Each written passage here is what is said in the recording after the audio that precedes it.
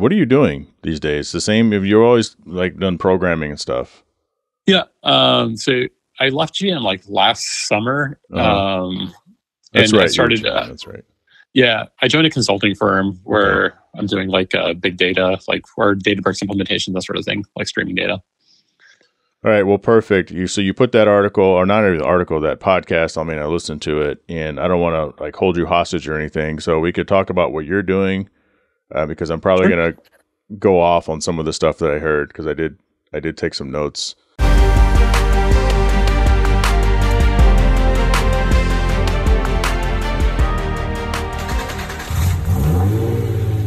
So first off, so this was the Daily Podcast, which is a New York Times distribution.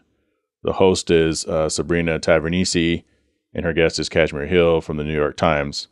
And I found it very ironic because, I listened to it, and I wanted to find out more information. So like any good publication, they put the articles and stuff in the podcast description. But you know what happens when you go to click on one of the articles?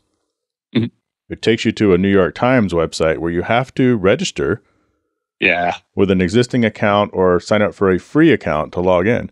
So, of course, you can register through Google, right? Or you can register through Facebook. And there's a lot of irony there, isn't there? No, absolutely. Yeah, I totally agree with you. And they put a lot of their articles behind paywalls. Yeah. Yep. Unfortunately. Yep. I've seen that before. Apple does that too with Apple News. Yeah. But the first story, and it wasn't a bad listen because I understood what they were doing, but it just felt like it was just so much fear mongering and predicating on the fears that people already have of Big Brother, society, crazy man following you, women, watch out. You're being tracked by your car, by your crazy ex-husbands, your boyfriends. Yeah. Yeah, I agree with you on that one, especially that first story, because it was more of like an edge case on an individual's person's behavior and not like the technology, really, in my opinion. I think it is a behavioral thing. And I think for the most part, like the company like Mercedes, for that example, was pretty well insulated from like their liability in terms of like, what they could have done in that situation, all things considered. Right, because, for the listeners, instead of making you guys listen to it, and I will put it in the notes, is, you have an investigative reporter, and of course the title is Your Car Could Be Spying on You, but it was an unfortunate incident where she found a woman who drove a nice Mercedes C-Class, and nice whatever. It was her life, everything, and, unfortunately she fell into a domestic abuse situation with her husband, and he kept following her everywhere, and she couldn't figure out how. So they used the Mercedes app. He was using the Mercedes app to find out where she's at, GPS location. Locate my car, just like you would do with your iPhone. I have AccuRelink, and my wife's going to find out when she listens to this, or watches it if she does, or somebody else is going to tell her. But just like I can locate my NSX in the garage, which I did, and I actually got a notification from my home security. And I checked it, and it's because when I hit locate my NSX, the lights flashed on there as if I was lost in a parking lot. Or I wanted to make sure the tech wasn't going joyriding. Or it was one of the kids out there, and I want to make sure they're going to be home by 2 a.m. and they're not really at the liquor store, but instead they're at their buddy's house, right? So there's all sorts of use cases of locating your vehicle. And at least with my AccuRelink, it's activated by the VIN. And so, unfortunately, this woman's ex-husband was following her around, and she couldn't get him taken off. The judge ruled that she can have the car in the divorce, but it's still up to them to go to the Department of Motor Vehicles and get that title switched over. Yeah. Because the vehicle is still registered in her husband's name. So, of course, Mercedes, vehicle, owner, VIN, like you said, they're going to protect themselves. Right. I had a very similar situation, not from a domestic abuse thing, but remember I had the OWL camera on my old NSX? So that thing had transferred ownership 2 or 3 times. But when it came down to the new owner wanting to register that app, that third-party car monitoring app, we had to jump through so many hoops just to get it. And I go, you know what, Anthony? Just get rid of it and just buy a new one. The new ones are better anyway. I have the first version, and the stuff that even me as the former owner had to go through to prove that I had sold the car was ridiculous. So I can kind of understand some of that craziness of trying to get stuff transferred over, and all you need is someone to just rub a couple brain cells together and figure out that this situation isn't typical and look at it a case-to-case basis. So I understand that. Right. But the whole point was women watch out. You're being monitored by your car. Like you just said, Fahad, that's not the case. It was a person versus person ordeal. And then at the same, hold on. And then at the same time, I've showed my wife everything that this app can do because she also has AccuLink on her phone. She keeps losing the password, doesn't tell me that she doesn't auto start her car because she can't remember the password. I reset it. I tell it to her. She doesn't care to do it. And it's not a woman issue. It just depends on, what do you put value in on your daily? Are you going to use the technology for your benefit, or are you just going to not use it and then say, well, I didn't know I had it, or I don't know how to use it. This thing never works and it hasn't worked in 6 months because I forgot the password, or blah, blah, blah, blah. So that's a lot of this is on the person. Yeah. Yeah. And like in that specific case that the New York Times covered, he could have just as easily used an AirTag to do the same level of tracking. Exactly. So there's like a multitude of different technologies he could have used in that scenario. I think as you kind of listen to that episode, like the real interesting part was more of like the data monetization of that vehicle generated and driver behavior data. I took a lot of notes on that too. So you said you were with GM and you had, what really piqued my interest when you sent me the story is you had written some of that code. And I'm like, okay, well, I know you haven't been on this podcast in years, back when I had the Builder's Corner segment, but I know you to be an incredibly smart, intelligent person. And I'm like, oh, so somebody I know is involved in some of this type of stuff. What is it that you worked on with these things? Yeah, so I was with GM for about 9 years. The last about 2.5, 3 years, I was working for what they called First Mile. It was kind of the startup incubation hub of GM. So they would kind of like build up like some sort of idea, tech related, and then see if they could turn it into a business, monetize it, and push it out. And so one of the things I worked on was it was called VOD, which was our Vehicle Originated Data Delivery Group. And so we actually built these streams, like these big data streams, to pull data basically from the vehicle. So this was everything from like telemetry data, GPS data, driver interactions with like the infotainment system, all of that data.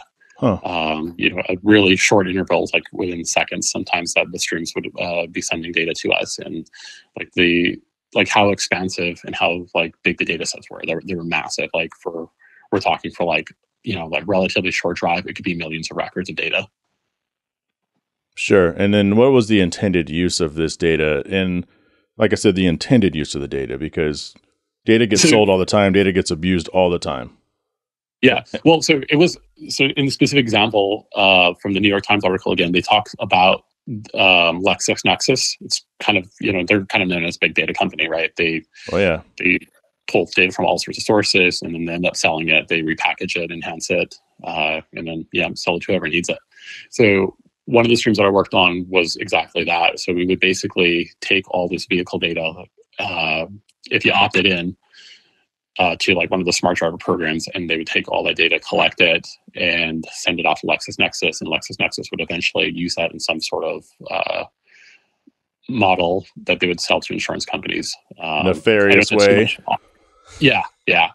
So there was a lot that kind of went into how they would, like what they would kind of pick apart in terms of like, here's like what we need to build our like financial model, like in order to, kind of figure out how to price insurance for drivers based off of the behavior. So like some of the specifics, if you're interested in it, there was two types of smart driver programs in terms of like the data acquisition. So the initial one that was available like in the early cars, they call it just like Smart Driver 1.0.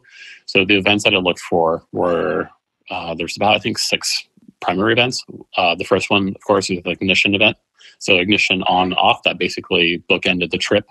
So that's kind of when you started the trip and then when you ended it. But then like beyond that, like driver behavior related items were speed below 80 miles per hour, speed above 80 miles per hour, hard brake, hard acceleration, and then driver seatbelt change, like if it was, the seatbelt was engaged or not. And then for some of the later model GM cars that came out, there was a Smart Driver 2.0 like option. So there was a lot more data that they would kind of extract from those cars. So that included like ABS activity on like a per trip basis, stability control change, hard cornering, lane departure alert, forward collision alert, traction control system engagement, and then passenger seatbelt. And so they were all defined like based off like certain criteria, right? So like for hard acceleration, it was a basic calculation of meters per second squared. And then that's kind of how they determined if that was a hard acceleration event.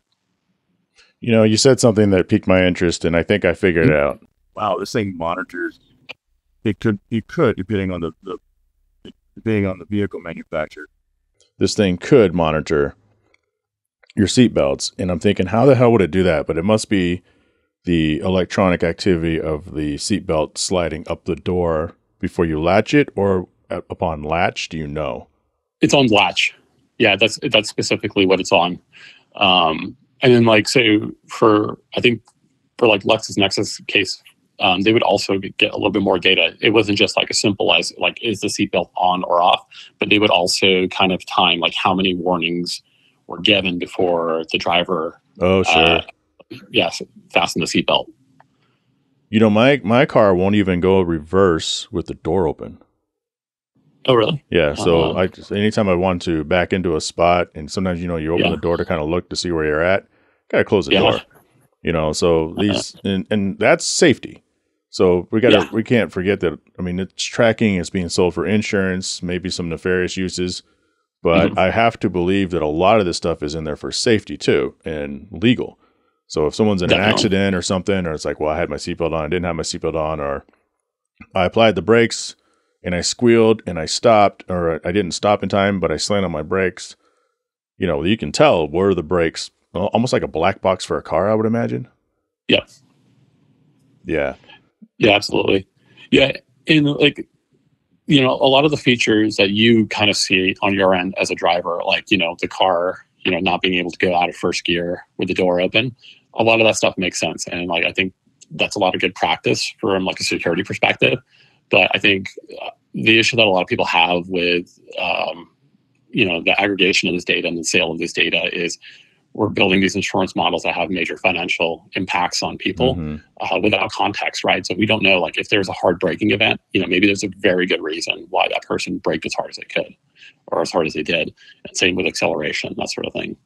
Yeah, and I have to believe, because let's be clear, I'm not defending these practices at all, because I know that they can be used for, like I said, nefarious purposes. I used to work at a repo house, and we didn't physically do the repos there, but we're the middleman, to where the bank, like GMAC Financial, you have first payment default, you have people that aren't paying their bills, right? And so they would call us to retrieve their vehicles. And then we would have a fleet. I worked probably 5 or 6 different states from the call center. We had a fleet of repo drivers out there. And we use LexisNexis. And I abused the hell out of my LexisNexis. I'm just some low-paid employee. And at the time, I could see people's entire social security numbers. We did spider searches. So I would click on a home address, and it would open up everybody who was registered at that address in the history of that house. And then I could just, from there, just imagine what you could do with that, right? Yeah. And we use that to find, okay, so Fahad, you haven't paid on your car in 6 months, so now you have this $10,000 car bill out there, and we can't find you because you keep hiding your car at different people's houses. And that's a huge financial implication. And so we would use that data to track down, okay, who are you calling all the time? Where are you going all the time? And we would call people and try to get the car. Now, how do we get the phone numbers? People don't realize this, but a lot of phone companies, after 3 months, they sell your data. And you actually sign up for that stuff when you sign up for your phone plan. Oh, all this stuff we acknowledge and we accept because we just figured nothing's going to happen to it. And LexisNexis isn't any different. So if they're doing bad stuff, they need to be fined or punished.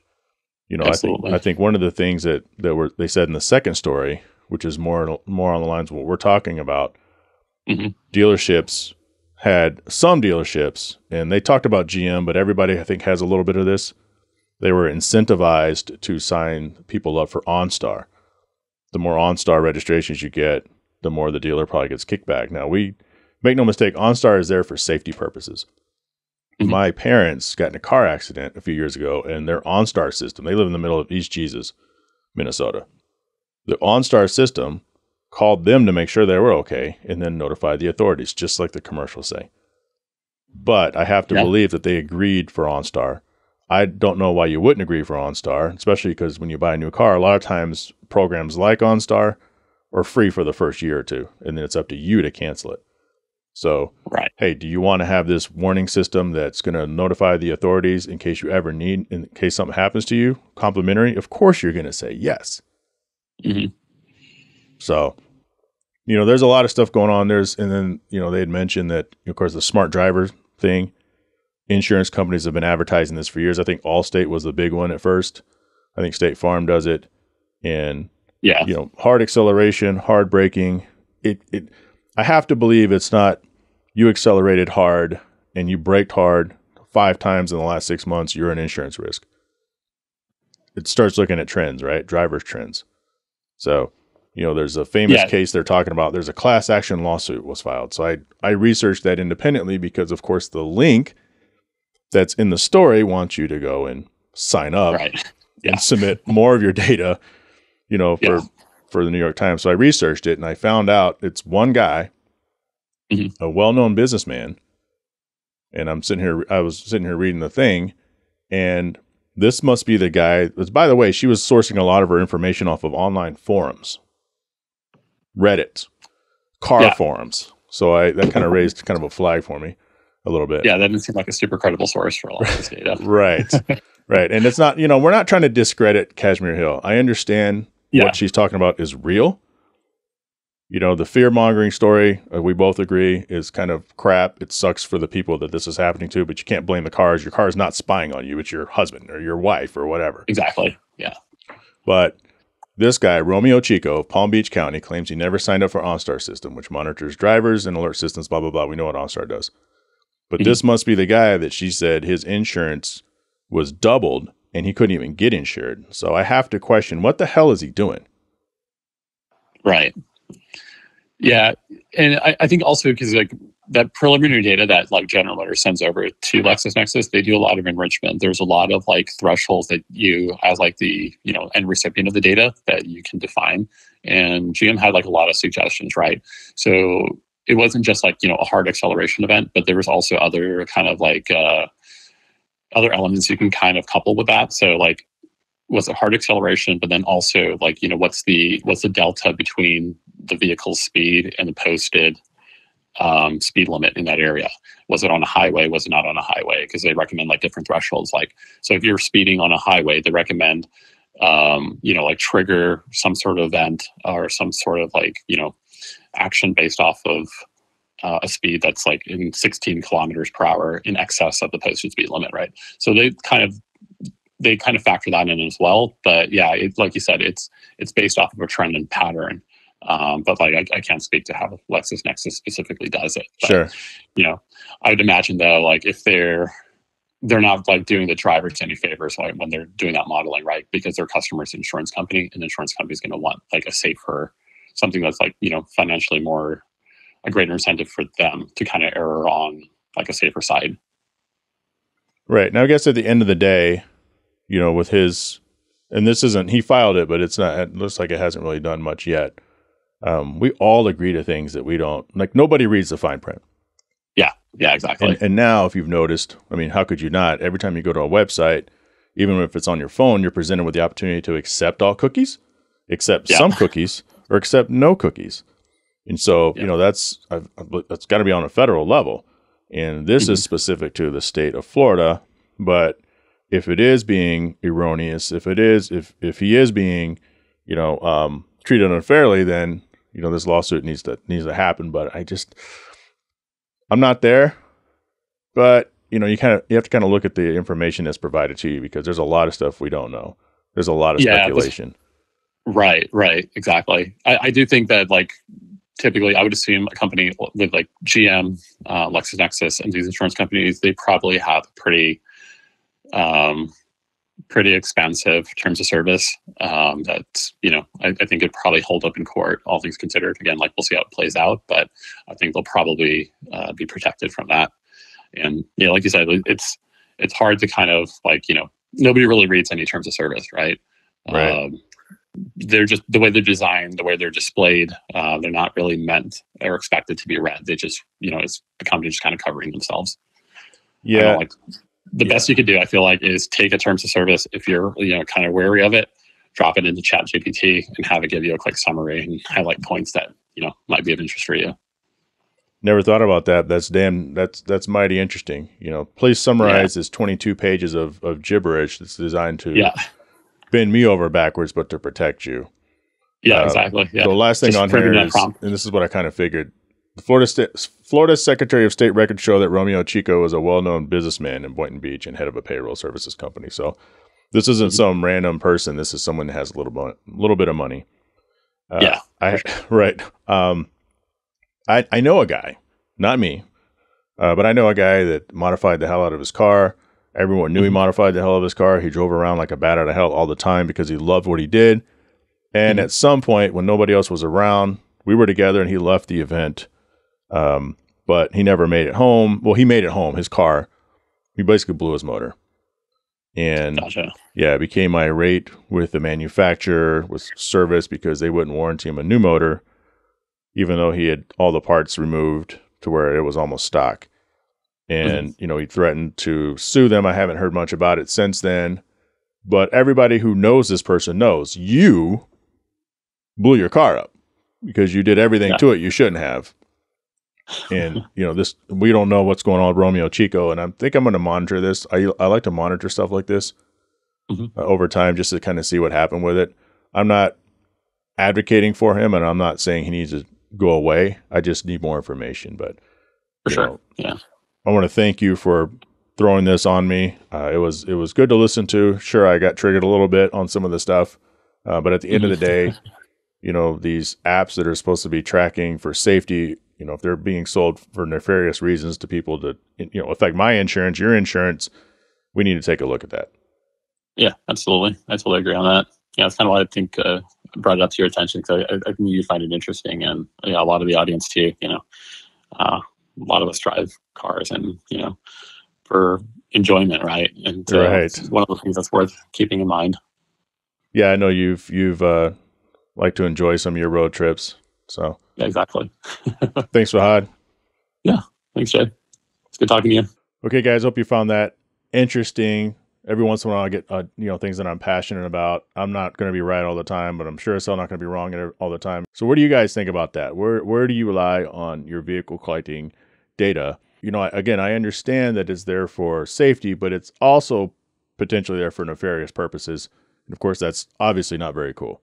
You can hear the rest of this episode on the RSS feed on this channel on YouTube, Hard Parking Media, or you can also listen to it anywhere you normally get your podcast. Hard Parking with Jhae Pfenning, and I'll talk to you guys next time. The Hard Parking Podcast, a little bit of cars and so much more, available anywhere you get your podcast, or check it out at hardparkingpod.com.